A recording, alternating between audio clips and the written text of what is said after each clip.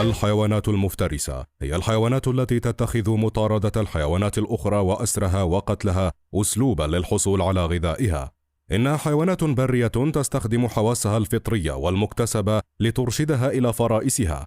تتكيف حواس الحيوانات المفترسة لتسهيل سلوك الصيد، فتظهر المفترسات سمات مثل الأسنان الحادة والمخالب التي تعزز قدرتها على اصطياد الفرائس.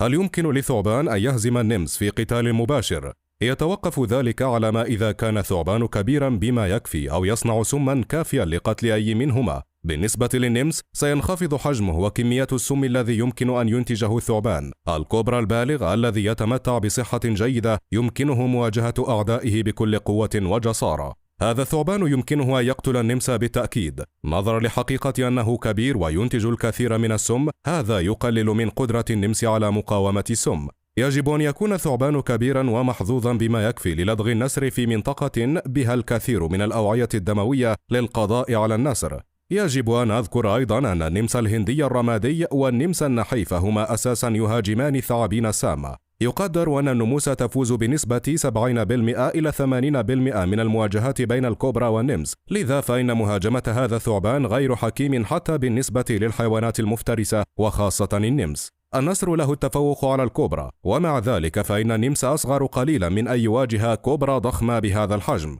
النموس تصطاد الكوبرا التي تكون أصغر منها بشكل رئيسي. الثعابين التي تصل إلى حجم كبير نادرا ما يكون لديهم أي شيء يدعو للقلق. الآن قد يكون النمس قادرا على قتل كوبرا الملك الذي يبلغ طوله 17 قدما، ولكن لماذا المجازفة؟ الثعبان كبير جدا وقوي وينتج الكثير من السم، بحيث لا ينصح بالتقاط هذا الثعبان خاصة إذا كان يتمتع بصحة جيدة. لفهم سبب عدم حكمة هذا الأمر يحتاج المرء ببساطة إلى النظر في قدرات الحيوانات المعنية. النموس صغيرة ورشيقة لكنها حساسة أيضا نظرا لحجمها. لديهم مناعة ضد السم ولكنه ليس مضمونا، فالكثير من السم لا يزال بإمكانه قتل النمس. لذلك يحتاج النمس إلى محاولة تجنب التعرض للعض أكثر من مرة. تتمتع الكوبرا أيضا بمناعة ضد السم وستشعر أيضا بتأثيرات السم المفرطة، لكن الكوبرا لا تعض فقط عندما تقاتل النمس. إذا كان النمس قد أمسك بالثعبان مع رعشة جسده حوله في محاولة لنفض النمس،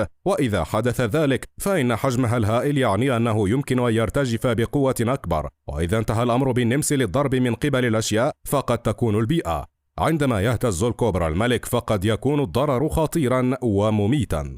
على الأرض يعرف النمس بخفة حركته وقدرته على قتل الأفعى والثعابين الكبيرة والثعابين السامة. بين الحين والآخر ثعبان سام مثل الكوبرا قادر على ضرب النمس، ومع ذلك هذا سيناريو نادر، حيث إن النمس على وجه التحديد لديه القدرة على قتل الثعابين. النمس ليس على وجه الخصوص أحد أقوى الحيوانات في الحياة البرية على أقل تقدير، إنه سيء السمعة لكونه محصنا من السم. معظم الثعابين السامة ليست قوية بشكل خاص، وسمها هو ترسانتها، هذا أساسا كل ما لديها. عندما تقيد الثعابين السامة الحيوانات فإنها تفعل ذلك فقط بناء على غريزة للحفاظ على هدفها تقريبا، لذا فهي تحقن سما كافيا لمحو الحياة من الوجبة. لكن النموس رشيقة للغاية وأسرع، حتى لا تنسى مناعتها من السم، هذا يمنحها ميزة ضد الثعابين السامة، وبالتالي يمكنها مهاجمتها من مسافة قريبة، وعليها فقط القلق بشأن أنياب الثعبان حتى لا تخترق جلدها بشكل مفرط.